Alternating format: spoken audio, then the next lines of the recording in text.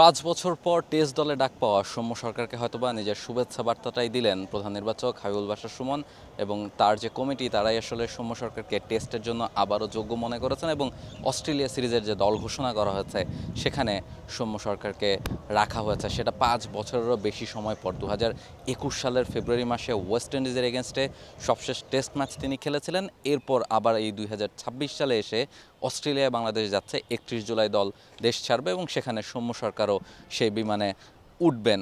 তবে কেন সৌম্য সরকারকে ফিরিয়ে আনা হলো সেই প্রশ্নটার জবাব হাবিবুল বাশার সুমন তিনি নিজেই কিছুক্ষণ আগে একটা প্রেস কনফারেন্সে দিয়েছেন। তিনি বলছিলেন যে ধরনের ব্যাটার তারা পাইপলাইনে খুঁজছিলেন ওই কন্ডিশনে ওই পেস অ্যাটাকের সামনে মিচেল স্টার্ক, হ্যাজেলউড কিংবা পেট কামিন্সদের যারা সামলাতে পারবেন এমন ব্যাটার তারা পাইপলাইনে একমাত্র সৌম্য সরকারকেই খুঁজে পেয়েছেন, যার ওই ধরনের পেস খেলার সামর্থ্য রয়েছে বা ক্যাপাবিলিটি রয়েছে বা এক্সপিরিয়েন্স রয়েছে এবং ওই ধরনের কন্ডিশনে ভালো পারফরমেন্স করার ক্যাপাবিলিটি তার রয়েছে। একেএস অর্জন করলো গিনেস ওয়ার্ল্ড রেকর্ডস।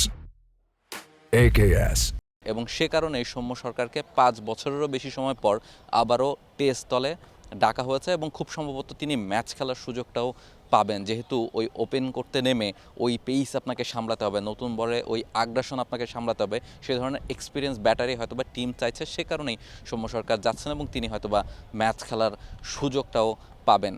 এখন আপনার কাছে প্রশ্ন হতে পারে যে ৫ বছর পর কেন আসলে সৌম্যকেই বেছে নেওয়া হলো। একটা পয়েন্ট তো হাবিবুল বাশার সুমন তিনি বললেনই যে সেই অ্যাগ্রেশন বা সেই পেস সামলানোর মতো যোগ্যতা একমাত্র তারই রয়েছে।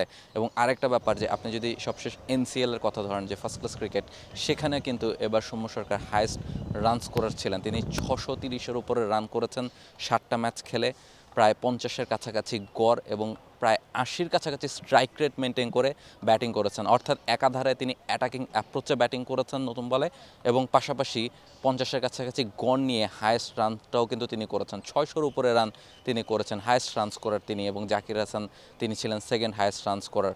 সো তিনি লাল বলের ক্রিকেটে রান করতে পারেন সেই বার্তাটা তিনি দিয়ে রেখেছেন। এছাড়া এ দলের হয়ে বিভিন্ন সময় তিনি 4 ডে ম্যাচ খেলেছেন এইচপি এগেনস্টে, বা এ দল যখন বাইরে ট্যুর করতে গেছে সেই সময় তিনি ম্যাচ খেলেছেন। সো তিনি রেড বল ক্রিকেটের সঙ্গে ছিলেন, টেস্ট দলে না ডাক পেলেও তিনি যে খেলতে চান এবং তার ভিতরে যে টেস্ট ক্রিকেটে ফেরার আগ্রাসন বা আকাঙ্ক্ষাটা ছিল সেটা তিনি বিভিন্ন সময় তার ফর্মের মাধ্যমে প্রমাণ করেছেন। এবং এবারের এনসিএলই যেটা তার সবচেয়ে বড় প্রমাণ, এবারের এনসিএলে ৬০০-র উপর রান করার পরও কিন্তু তাকে ডাকা হচ্ছিল না, একমাত্র কারণ যে তিনি লেফট হ্যান্ডের ব্যাটার। এবং আপনি যদি টিমের 11-এর অন্যান্য ব্যাটারদের কথা চিন্তা করেন, সাদমান, শান্ত, মুমিনুল প্রত্যেকে কিন্তু লেফট হ্যান্ডার ব্যাটার, এবং সে কারণে প্রথম ৪-৫ জনে যেহেতু লেফট হ্যান্ডার ব্যাটার হয়ে যায় সে কারণে সম্মুখে ইনক্লুড করা হচ্ছিল না, জয়কে খেলানো হচ্ছিল as a right hander batter.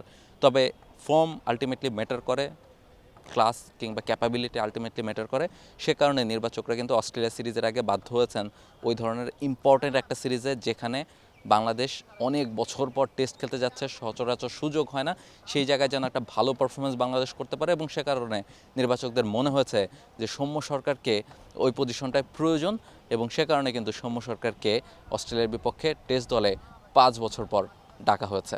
Mirpur থেকে রাহুল রায়, T Sports. For more updates, subscribe to our YouTube channel and click on the bell icon. Follow us on Facebook and Instagram. Download T Sports app to enjoy exciting games and highlights. Visit tsports.com.